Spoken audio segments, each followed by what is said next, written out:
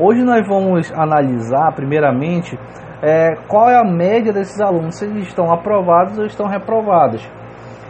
Sinal de igualdade, vou abrir aqui parênteses e vou pegar aqui a média. Se a média ela for maior do que 6, então esse valor ele vai me retornar um valor verdadeiro, né? Nesse caso, aprovado. Aprovado. Se ele for menor do que 6, então ele vai retornar um valor falso, né? Que é um reprovado, né? Reprovado, fecho aspas, parênteses. Vou dar um enter e olha aqui, ó. Como essa média ela é maior do que 6, ele vai me retornar um aprovado. Bom, a partir desse princípio, deixa eu só arrastar para cá, a gente já viu essa fórmula lá no básico, né?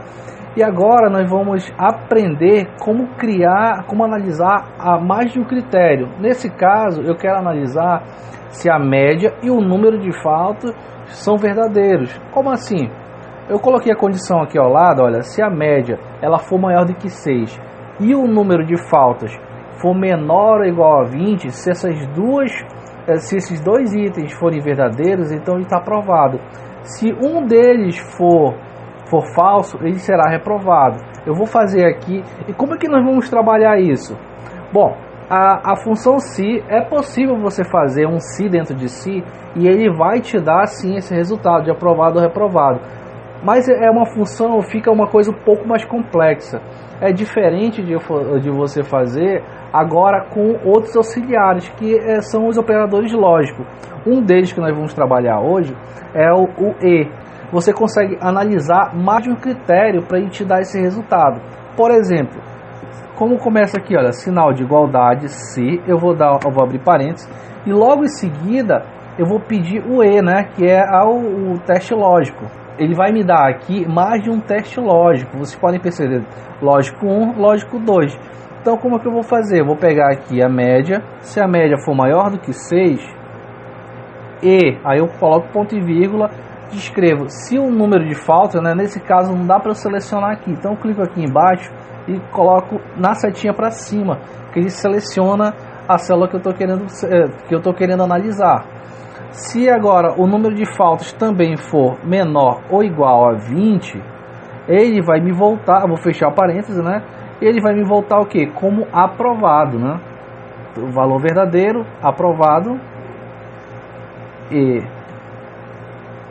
se for falso, né? Então vai me voltar o valor de reprovado.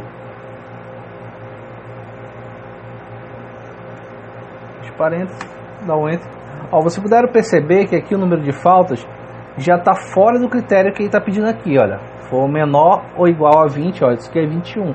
Mas se eu colocar para 18, de novo, ele retorna aqui para aprovado, tá? Ele me retorna um valor verdadeiro aprovado, porque o número de faltas está no critério e o valor da média também está no critério, porque ele é superior a 6, a média, e o número de faltas é menor ou igual a 20, ó, nesse caso é 18.